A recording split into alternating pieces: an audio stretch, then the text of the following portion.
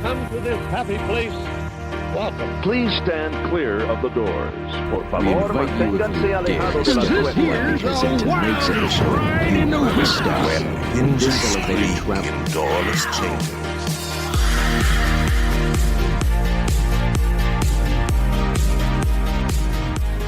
Hello and welcome to Miles from Main Street, your Far From Disney podcast. My name is Mykhailo.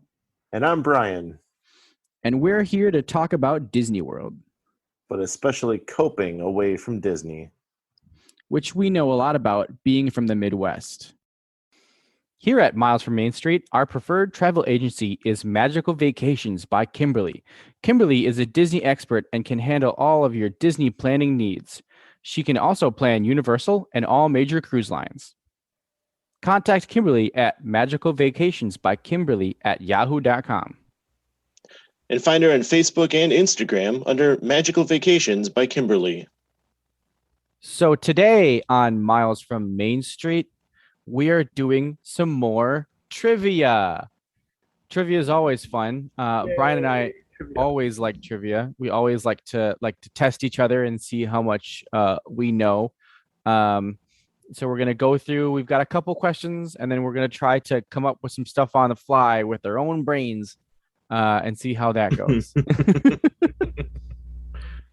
Yeah, and So- this is, we like to do these. We've done a couple episodes now where we do trivia, and we're trying not to repeat those same questions. So, this time around tonight, I'm going to try to find a way to only ask questions about things that you can find in the parks or things that you would be able to use on a trip to Disney World. Just some added value, I guess. And I am going to go ahead and ask any question imaginable. As long as it's associated with Disney, it's fair game for me. Cool. Great. So, Bryan, go ahead with your first questions. See if you can stump me. All right, here we go. The names and numbers written on the pipes throughout the Living Seas Pavilion represent what? Would you like the multiple choice answers? Yes, that would be great. Okay. The many species of fish located inside the attraction, names of Disney animated films and the year they were released, code names of attractions and their opening dates, or the names and extension numbers of Imagineers who worked on the attraction. So I'm going to talk through this one. That last one sounds like something Disney Imagineers would do. Something kind of funny, like putting their extensions and then their names. That would be funny. The Disney attraction code names seems like something they would do. Yeah, the first one seems a little too obvious, so I'm going to take that one out of the equation. What was the second answer? Names of Disney animated films and the year they were released.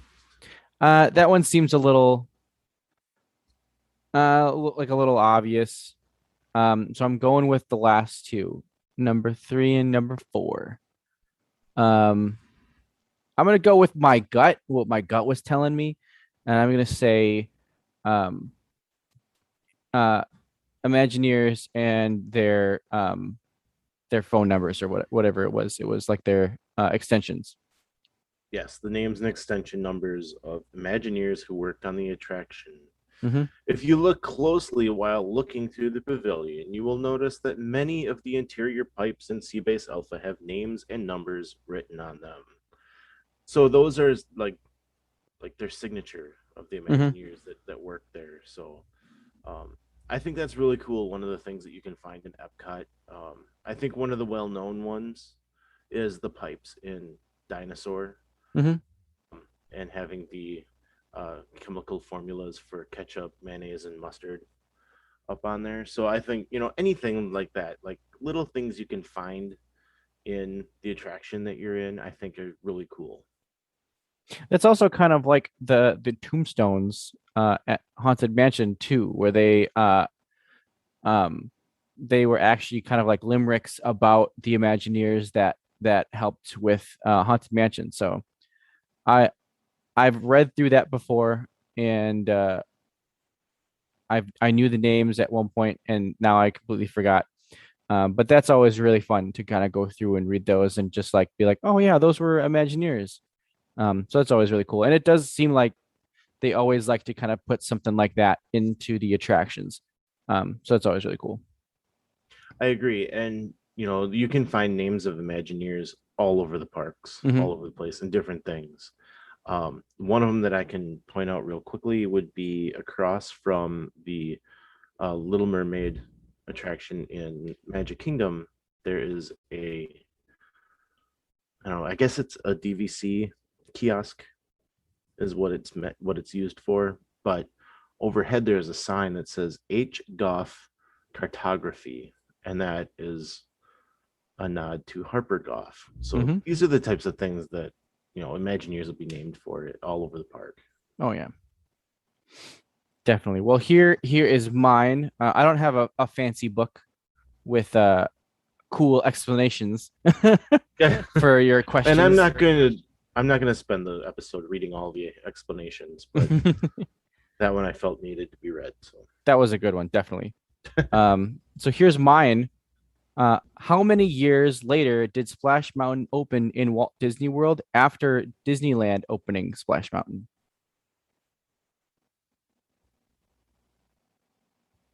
I guess first of all, I should know that it opened in Disneyland first.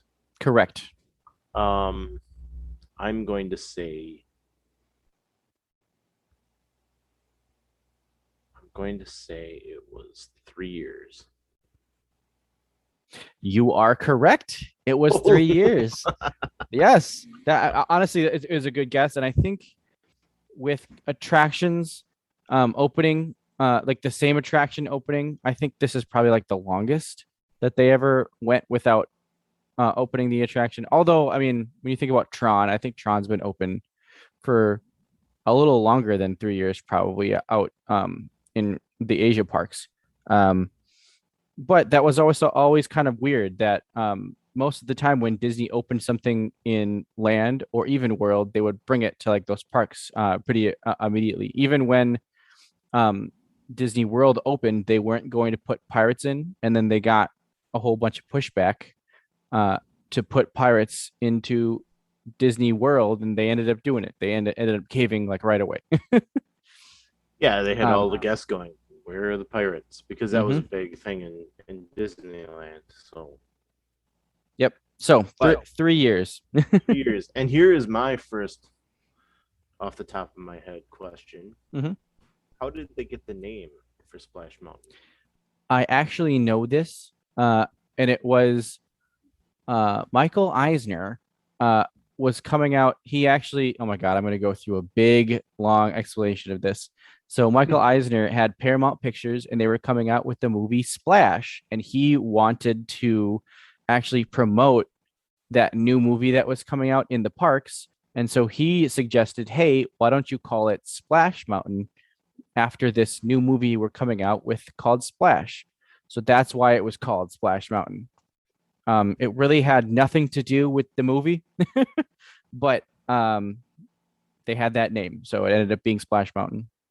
And I've heard it a little bit differently, where the attraction was in progress, as far as going into long explanations. um, so Tony Baxter had pulled apart America Sings, and a lot of the animatronics within Splash Mountain are from America Sings, and they had begun work on Splash Mountain. And yes, Eisner comes along and says, we need to do this, make the attraction about Splash. And the Imagineers kind of went, but we've already got this all in motion. And it was a compromise to go to Splash Mountain. I mean I think it fits well without theming, whatever theming it might be. Yeah, that makes a lot of sense.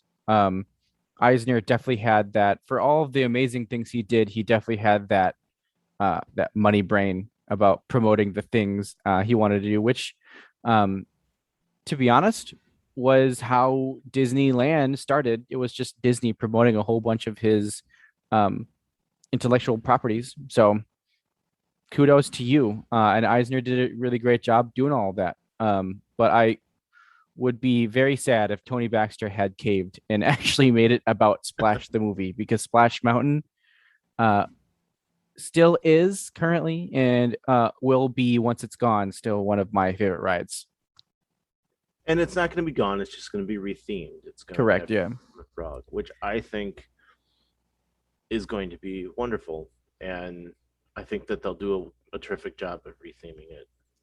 Do you think, I haven't heard this yet, and nobody said anything about it, so I'm guessing it's not a thing, but are they renaming it, or are they just keeping it Splash Mountain and just putting Princess and the Frog inside of it? Yeah, I don't know. Hmm. Speculation on my part is that maybe this was a little bit of a, okay, so no good idea dies at Disney, right? Mm-hmm. It's just shelved for however long.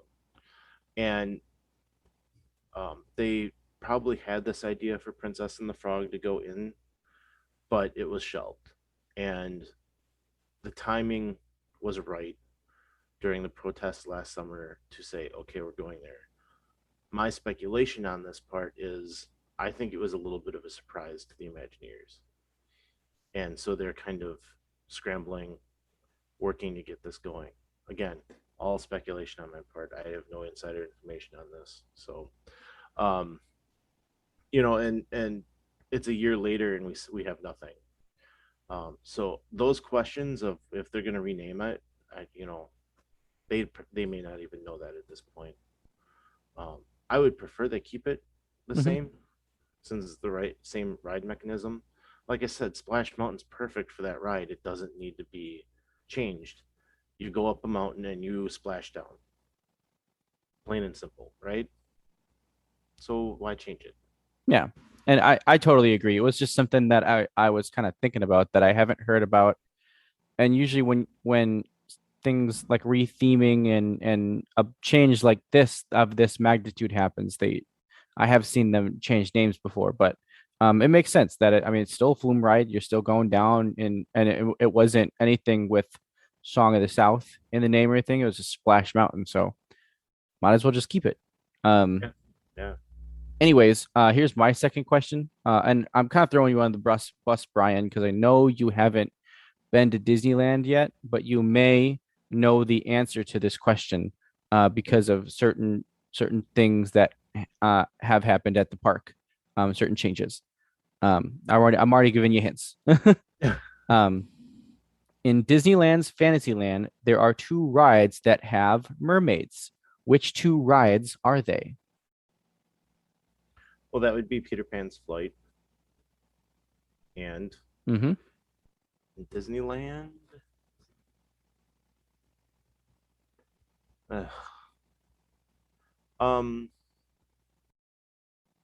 Mykhailo, I'm unsure on that one. I think I want to say it's like 20,000 Leagues, but I don't know if it's still at Disneyland, and that's where I haven't been there, so I'm not really sure. Yep. So I kind of want to say that because I know there were some mermaids involved there.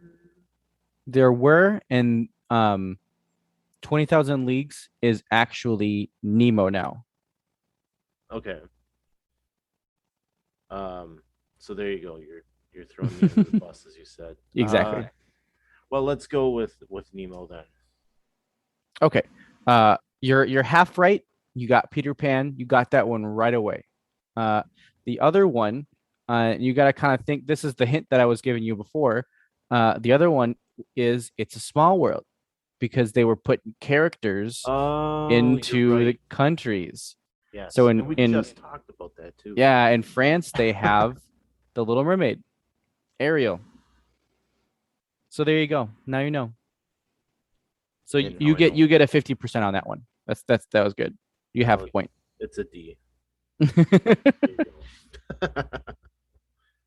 Okay, so on the replica of the moon outside, Mission Space.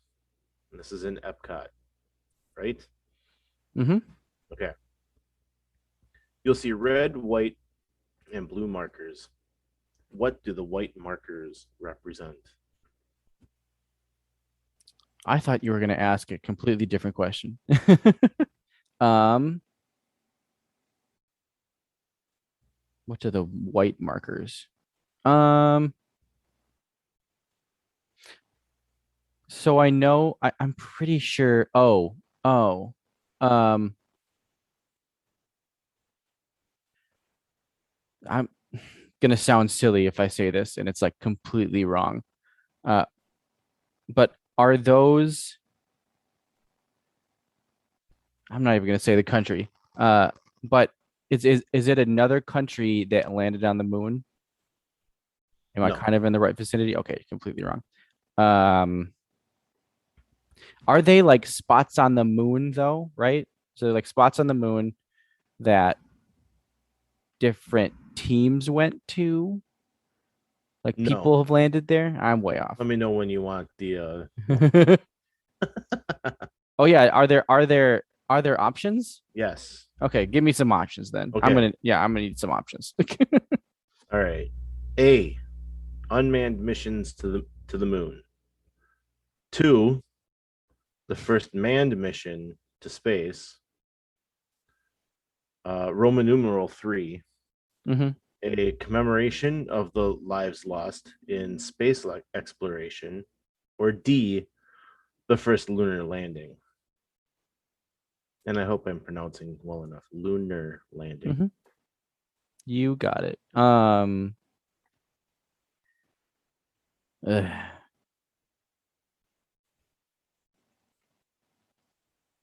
Could I hear them again? Yes. A, unmanned missions to the moon. 2, the first manned mission to space. Roman numeral 3, a commemoration of the lives lost in space exploration. Or D, the first lunar landing. I'm gonna go with 2 on this one, Brian. Okay, so letter B is wrong. Oh darn. Thank you for playing. Yes. They are unmanned missions to the moon. Oh wow. So the model of the moon located indicate the 29 landing sites. hmm So you were kind of right. Like the colored markers indicate the 29 landing sites of hmm manned and unmanned missions. So the white ones are the unmanned. Oh, okay. So Fun. So when I play Disney trivia, usually I'm playing it with people who are not as Disney savvy as you, Brian. So when they start to say certain things, my mind already goes to like what they're about to say, and most of the time I'm like, oh yeah, it's this, and I'll just like already know what they're about to say. And I was trying to do that with you, but you went in a completely different direction. I thought you were going to talk about the Death Star that was right outside of Mission Space, but of course not. Of course, you're going to throw me in a completely different direction. yeah, keep you on your toes, man. Definitely, definitely. So, uh, here's my next question for you, Brian. How much was adult admission to Walt Disney World on opening day in 1971? I know this one, and quite timely, Mykhailo, with the 50th coming up. $3.50. That is correct. Now, Uh, when I saw that, I was questioning how much a ticket book cost, and I don't know the answer to that. mhm. And for those of you who don't know, back in the day, Disney kind of was a little bit more like a fair that you would go to nowadays, where you needed tickets to ride rides. And what they would do is they would give you a ticket book, and the attractions were had different rankings. So it was like A through E. Um, and you got a certain number of A tickets and a certain number of B tickets all the way down to E. I think you only got like um I can't remember which way it went. I think you only got like one E and like a whole bunch of A. And but then with those ticket books, you had to decide what tickets to use on what rides. You could buy multiple ticket books and B money bags and go on whatever you wanted with those, but you still needed those tickets to ride those rides. And it actually, here's a follow-up question for you, Bryan. What year did they stop using ticket books at Walt Disney World? Oh man, that is a great question, and one that I've heard before, but has not stuck with me. I'm gonna say it was probably sometime in the late '80s.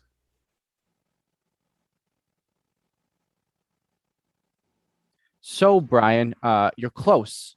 It wasn't the late 80s, it was the early 80s. It was 1982, which is slightly surprising for me. I would have thought that they would have done away with ticket books pretty early on, but they kept going with it all the way through the 80s. So, Okay, so as we were talking, I was able to find it. As we talked about, general admission was $350 for an adult. You could get different levels of a ticket book. There was a 7 adventure or 11 event adventure ticket book. And an adult 7 adventure ticket book was $4.75. An 11 adventure ticket book was $5.75. So, as you said, you had the A ticket, which was worth 10 cents. Good for a one-way ride. So the streetcars on Main Street is kind of your A ticket stuff. And a B ticket was 25 cents and was like they say like the Main Street Cinema, Shooting Gallery, Mike Fink Keelboats, Swiss Family Treehouse. Can you imagine paying a ticket? Like that's a B ticket for the Swiss Family. A C ticket would have been the Tomorrowland Speedway or Dumbo, Snow White's Adventures, Peter Pan's Flight. I always thought like Peter Pan would have been an e-ticket, right? yeah, right. I mean, you whenever we're there, that line is always insane, and Mm-hmm. it's an omni mover. So that was a C ticket. D ticket was let's see, that like Flight to the Moon, the Skyway. If anyone remembers the Skyway to Tomorrowland, um, it was yeah, either and it was one way. You couldn't ride it back, I guess. Country Bear Jamboree was a D ticket. Hall of Presidents. Um, and then the e-tickets were your oh, and sorry, the D ticket was 75 cents. The C ticket was 50 cents. I don't know if I mentioned that. And an e-ticket was 80 to 90 cents. And that was Mickey Mouse Review, 20,000 Leagues, It's a Small World, Enchanted Tiki Birds, Haunted Mansion. Um, so yeah, it says like they moved some things around back and forth between D and E, but I always thought that those ticket books are kind of cool. Um, I'm too young to have ever been able to use them, so I'm not going to run out and try to buy one at this point as a collector's item. But I just like there was a hat on our last trip, that a blue hat that had the e-ticket or the ticket book on the front of the cap, Cool. which I thought was pretty neat. Um, so I don't know.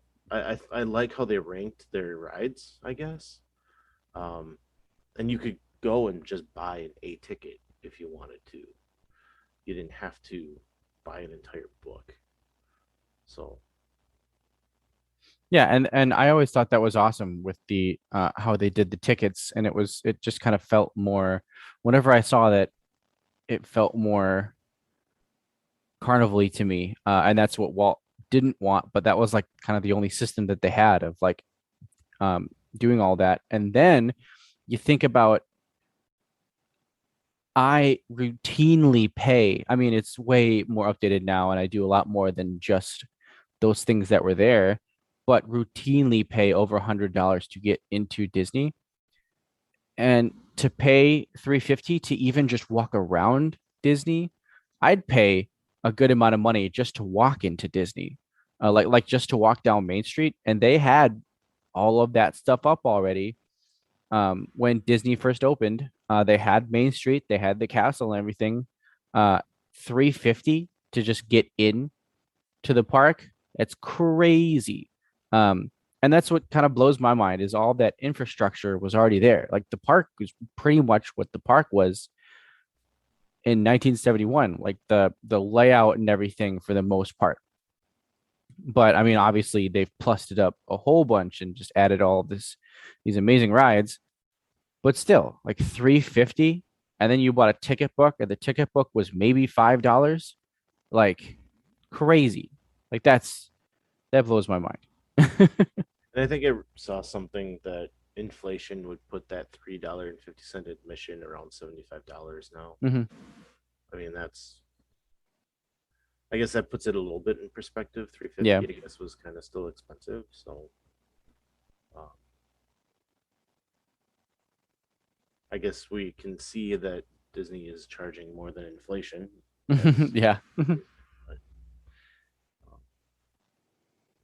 That's something we could talk about on another episode. Maybe is ticket prices, what you're getting for your money. Mhm. All right, so I've got my next one for you. I'm pretty much staying in Epcot because you are the self-proclaimed lover of Epcot. Oh boy. I know. I'm trying to stump you tonight. All right. The Norway Pavilion houses a special house of worship. What is it? Give me some clues. Give me some answers. A, the Stave Church. B, the Buddhist temple. C, a Viking temple. Or D, a Gothic cathedral. I'm gonna go with the Stave Church. And I've definitely been in this before. And it has like a church-esque feel to it. But it's kind of like Norway's area of like, this is Norway. Like all the pavilions kind of have that at some point somewhere. And that's kind of what this church is. It's very cool. I've definitely been in there, and they have some Norway type things inside of it, and it's kind of like an exhibit. But that's what I'm going with, the Stave Church. You're right. It is the Stave Church, and it is a traditional house of worship, as the question had said. That I have actually been in one in Washington Island, Wisconsin. They Wow. have a really neat one. Yeah, it's all beautiful wood on the inside, and the roof kind of is the giveaway of that type of thing. But so if you're coming from China towards the Norway Pavilion, it's right out on the promenade, right? And I think a lot of people don't really notice it. I mean, you're running for Frozen at that point, so I don't know that people really see it. And I'm sorry, not from China, coming from Mexico. It's going to be on that side.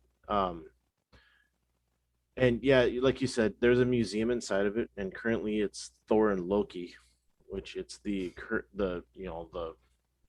traditional Thor and Loki Norse god myths. And my son and I had a really good time looking around in there and learning about the original Thor and the original Loki, not the Marvel characters, right?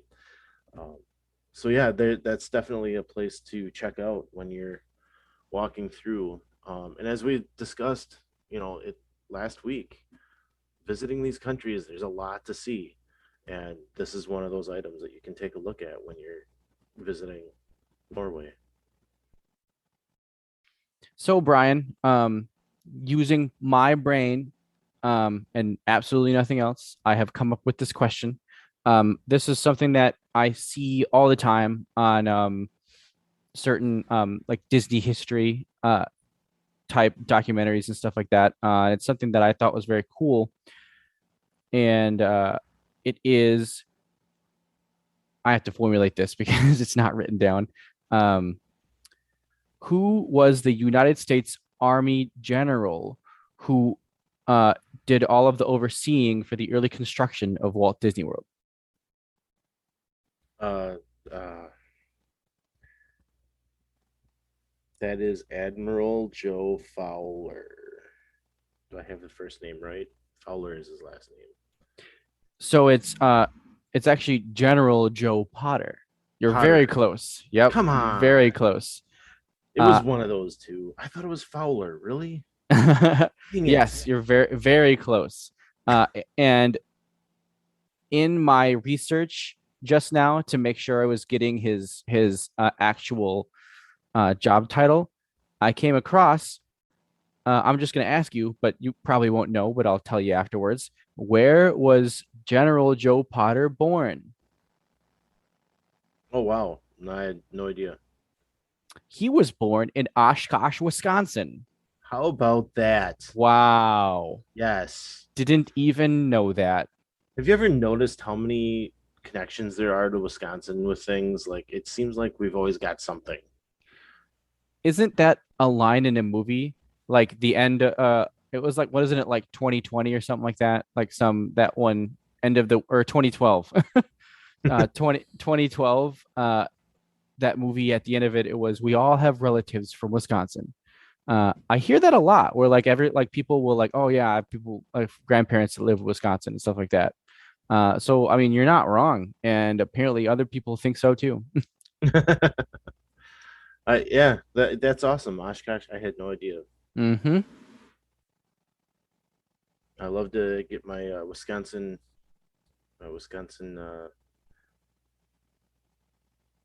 You're doing a lot of editing on this one, so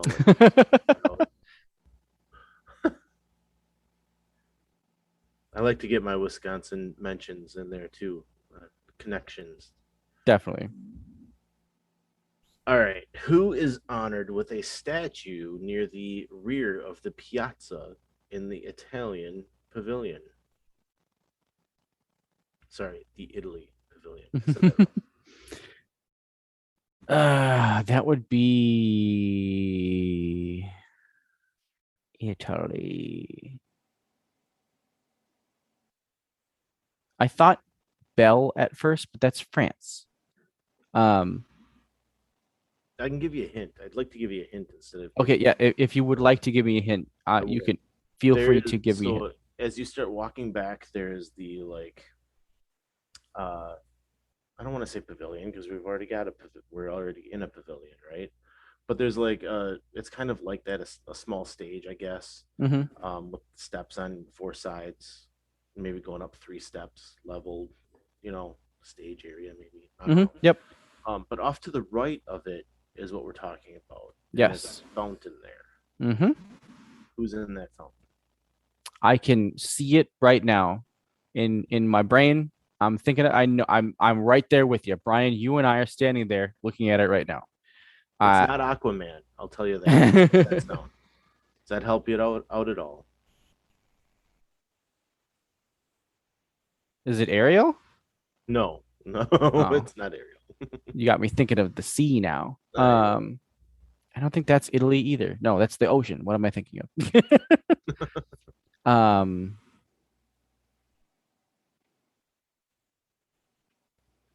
You got any answers for me? Yes. Okay. But at this point, if I give them to you, here we go. Ready? All right. Caesar, Neptune, St. Jude, or Frank Sinatra. I'm gonna go with Neptune. Yeah, I mean, so technically I don't get that one because that it is the dead giveaway. And I'm blanking on who everyone confuses that with, which would be I believe a Greek god instead of a Roman god is who it gets confused there, and so it's Neptune, not the other one that I'm thinking. So here's one for you, and it's kind of it's one of my least favorite types of trivia questions because it involves numbers. Blech. But it's kind of something fun uh to know about Disney and Disney World, and with the 50th rolling around, something fun that you can tell your friends, like, hey, So, how much did it cost Walt Disney to purchase 48 square miles of Florida swampland in 1964? 48 square miles. Correct.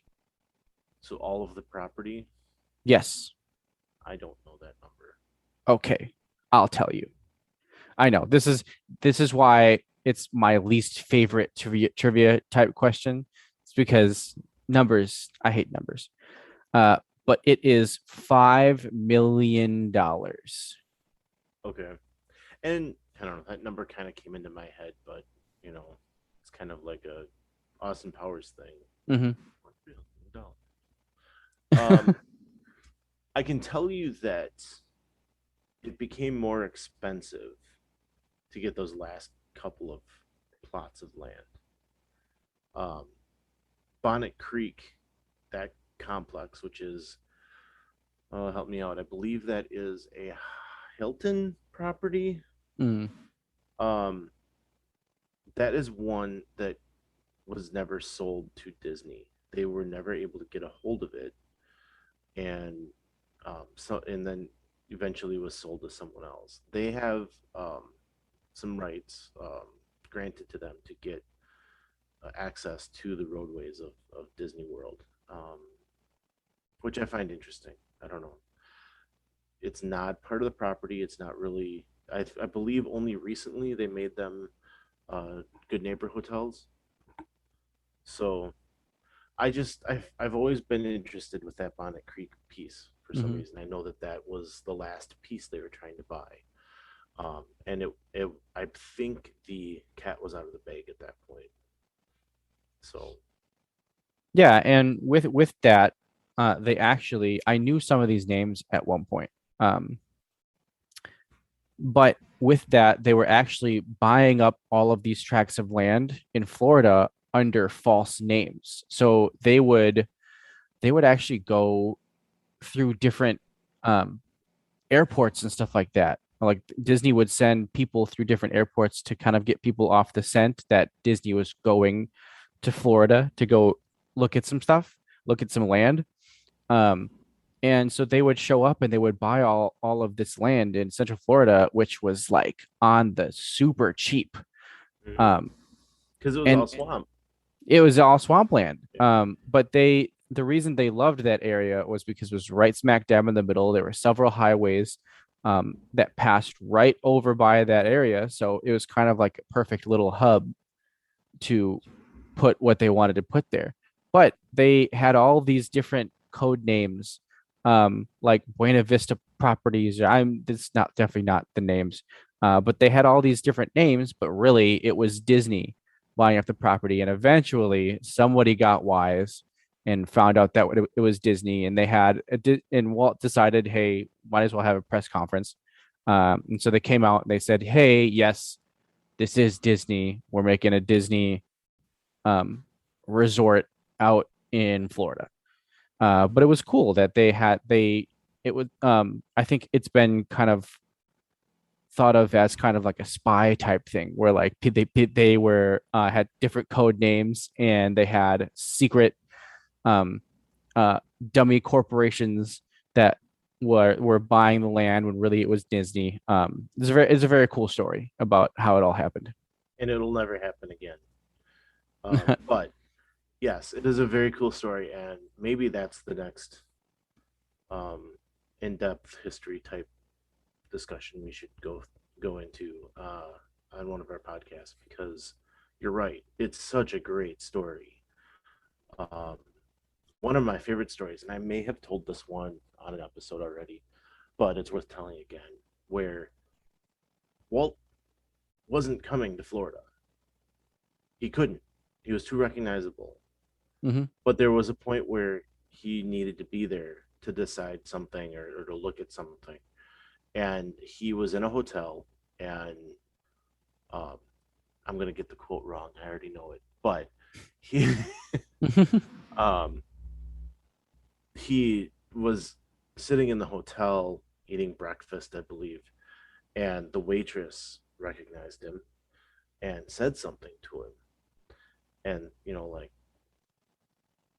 you look like Walt Disney. Would you mind? You are. Would you mind signing this for me? And he says, "Oh, that I get mistaken for him all the time. If I ever meet him, I'm gonna punch him or something like that."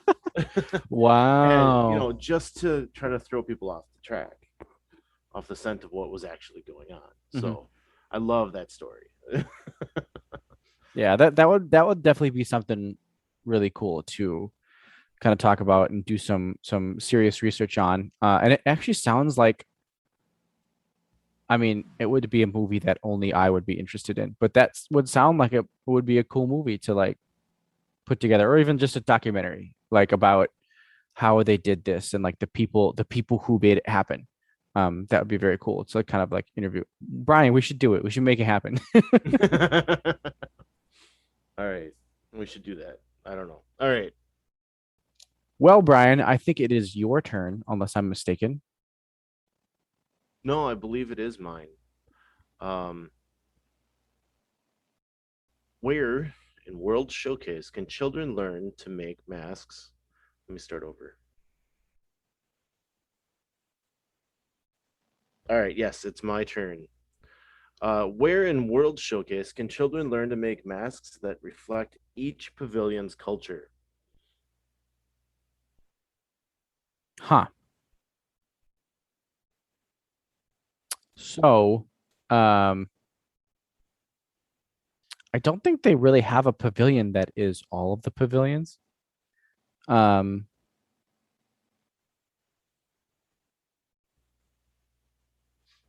this one's actually kind of difficult because I mean I don't know. I've like never heard of this. Is it in World Showcase or is it in the front in like Future World, whatever it's called? It's in World Showcase. Okay.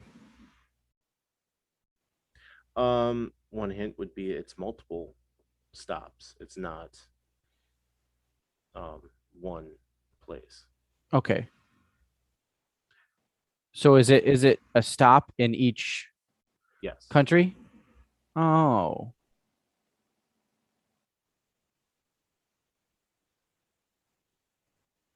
And see, this is why I brought this one up, because I think it's a little known fact that they're out there. And so, again, tonight I'm trying to help you guys with your next trip. Here's some little Mm-hmm. things you can pick up along the way.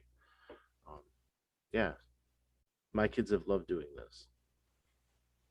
Is it, I mean, I don't think I know the word per se, but are they like kid stops? Yes, the Kid Kat fun stops. Okay, yeah, Yep. So yeah, in the before times, the yeah. you would go to a desk in the pavilion. There would be a cast member there, and if you had not made your first stop, if this was your first stop, then they would give you a mask and they would put a stamp on the handle of that mask from the country, and then you get to color up your mask and hold that up wherever, wear it, whatever. And then you would go to the next one and they would give you another stamp and they would talk to you in maybe their language, and you would get some little information, color more if you want. And so there's stops along the way. Now, thank you, COVID, the stop is a little different, where they give you a Ziploc bag at each stop, and there's a card inside of it that has facts about the country, and I believe there's some stickers in there as well. So you can't get the stamp right now because that's too hands-on. Um, but along with this is that my wife and I would buy the passport, and you could take the passport to those stops, and they would stamp your passport. But like I said, they're not stamping right now, so maybe those stickers is what you would use then in your passport if you were still doing that. Unsure if they're selling those right now. That was a before times thing. But yeah, so like the cards are pretty cool to collect now. I took my daughter up to one of them on our last trip, and she got the cards and was reading over it a little bit and thought that was enjoyable. Because of the type of trip we were on in Epcot that day, we didn't stop at all of them. We just kind of had the time to stop at that one. So I think it's a nice little collectible if the kids want to collect those as they're going through. Gives them something to look forward to in each pavilion. And I think the World Showcase can be difficult for kids. So to have this, I think really can help them. Definitely. Yeah, that's very cool. And I mean, I just don't have kids yet, so that's not something that I'm not usually running to, but you do see them around. I have seen these tables before, and I've seen kids sitting at these tables, drawing on these masks before. So they're definitely there, and they're out there. I just haven't experienced that part of being an adult yet. When we took a trip 5 years ago now, on that trip, we were in Italy and we were kind of tired at that point, and the kids started coloring, and we grabbed a table near there and just sat down, grabbed something to drink, and we sat there for a good half an hour and just kind of recharged. And it was amazing to do that because the kids were busy. They had their thing they were doing. We could keep an eye on them, and we were 20 feet from them, sitting at a table relaxing while they did that. And like, that's another thing you can add into your trip is, hey, here's an activity for you to do while I rest for a minute. Or have the latest glass of wine, whatever it may be. And it's kind of funny thinking about having kids and like what I would possibly do like when I have kids, and I'm thinking like, oh yeah, that's probably a good idea, like find something for them to do. But then at the same time, it's like I'm gonna be running from thing to thing at Disney. I don't know when that's gonna stop. I'll probably just keep doing that for the rest of my life, just sprinting around Disney. Hopefully my kids can keep up. What was that red blur? Oh, that was just Mykhailo. Yes.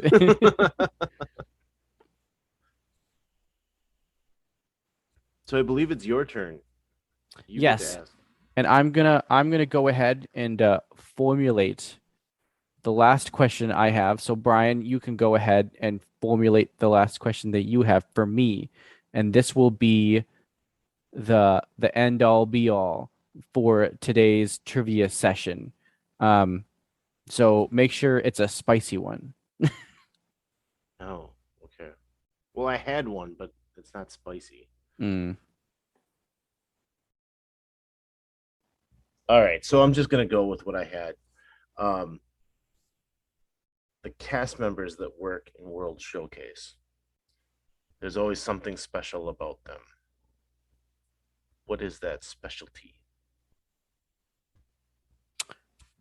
I feel like this is kind of obvious. But I'll say it anyways. They're from the country that they're in. Yes, that's Okay. exactly what I was going for. And that's why I was hesitant at first, because it's pretty obvious, Mhm. but like right now, we don't have any international cast members because of all the travel restrictions still in place. But I believe they've started making calls. I feel like I've heard that too. Yeah. Yeah. So anyway, again, that is really cool.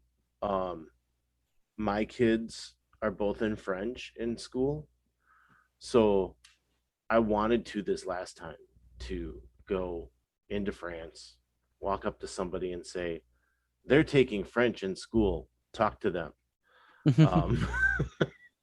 And knowing that these cast members would be like, awesome, let's talk, right? But I couldn't do that on my last trip because everything's stupid. But I think that's a really cool thing, and I think it's coming back soon. I know they're still looking for workers, so if they can take the workers that are in World Showcase and put them elsewhere because they have international workers now, I think that's going to help a lot. And I think we'll see things open up as soon as they can start doing that again. So yeah, it's definitely a cool item. I would for sure go up to people and ask them about their country.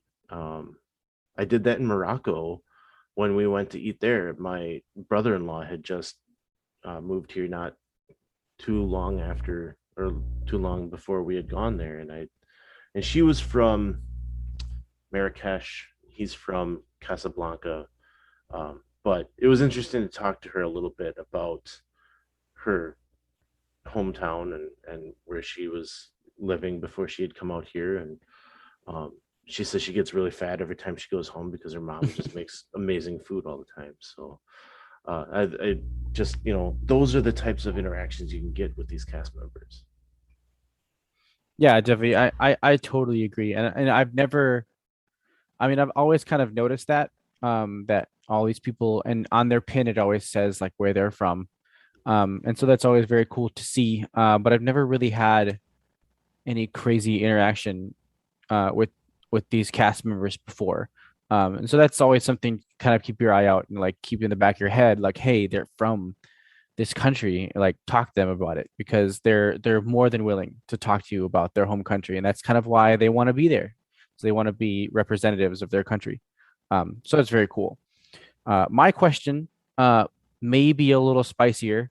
Bryan, you'll either know this or you'll completely not know this. I think you might know this though.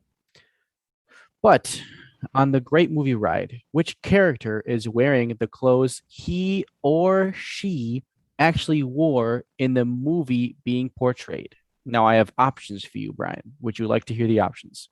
Could you read that one more time? On the Great Movie Ride, which character is wearing the clothes he or she actually wore in the movie being portrayed?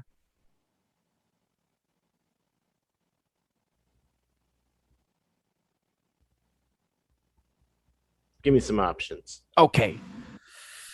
We've got Judy Garland, the Wizard of Oz, James Cagney, the Public Enemy, Harrison Ford, Indiana Jones, or Sigourney Weaver, Alien. I'm gonna go with Sigourney Weaver on this one from Alien. Okay. Unfortunately, Bryan, that is incorrect. The correct answer is James Cagney of the Public Enemy. And that is because when James's family was approached to use his likeness on the Great Movie Ride, the family wanted it to look realistic. So they gave Disney the clothes that he wore in the Public Enemy. I also would have accepted John Wayne because there at one point there was a belt buckle that John Wayne wore in the Great Movie Ride that was a real belt buckle that he wore in a movie. However, that belt buckle was stolen by a cast member once they found out that it was the real deal. Those darn cast members going rogue. No, when you were reading the description of James Cagney, I do remember some sort of discussion about that, some that I had read. I couldn't tell you who the character was though, so James Cagney, that's pretty awesome. Disney Confessions, hashtag Disney Confessions. I never read or rode the Great Movie Ride. Seriously? Seriously. Wow. That's I feel like that's a huge Disney confession. I hope that she listens to this at some point. But I rode the Great Movie Ride for the first time at one point with my mother, and we were actually waiting for my sister. My sister was auditioning for, this is how long ago it was. My sister was auditioning for not America's Got Talent, American Idol. American Idol. So while that was happening, my mom or my dad was there with my sister, and I think my brother was hanging out with my dad as well. My mom and I just went out and got onto the Great Movie Ride, and I thought it was amazing. I thought it was so cool. everything that they were bringing you through. And that was a cool little bonding moment with my mom that we were able to ride that ride together. Yeah, and I don't know. I don't know why we never wrote it. I've had the plenty of opportunities. Yeah, You were just waiting for Mickey's Runaway Railway, weren't you? I was. Gosh, it's so much fun. I want to go ride it again. Yes, right. Yes. Anyways, that's all the trivia we have for you guys. We were able to stump each other a couple times, but we were also pretty prolific in the questions that we did answer. So I was happy about that. Ourselves. Yes. But what kind of trivia do you guys like to do with Disney? Do you like to do movie trivia? Do you like to do parks trivia? Let us know and give us something. Try to stump us. Give us a question, see if we can answer it. Talk to us about the kind of trivia you like, because trivia is fun. So is history. Maybe we'll have a history episode come up pretty soon. We can kind of talk about these little tiny things that are fun with Disney that incorporate history. Yeah, and if you've been listening and we throw out these little tidbits of historical facts and data and whatever. If something's come up that you haven't heard us talk about yet, we want to hear that. I'm always looking for more information about Disney World and the Disney history. So if there's something some nugget you're hanging on to, send us an email, throw it on the Facebook community. It would be great to have you out there letting us know what we're missing. So yeah, give us your trivia questions out there too. Definitely. And with that, that's all we have for you guys tonight. We will see you next time on Miles from Main Street. Thanks for tuning in. If you enjoyed the show, please rate us on iTunes and subscribe. Email us at milesfrommainstreetpodcast@gmail.com with any thoughts, and visit us on Facebook under Miles from Main Street. We'll be bringing more to you weekly and look forward to talking to you then. Until next week, remember, some live close, but most of us don't. So let's talk about it.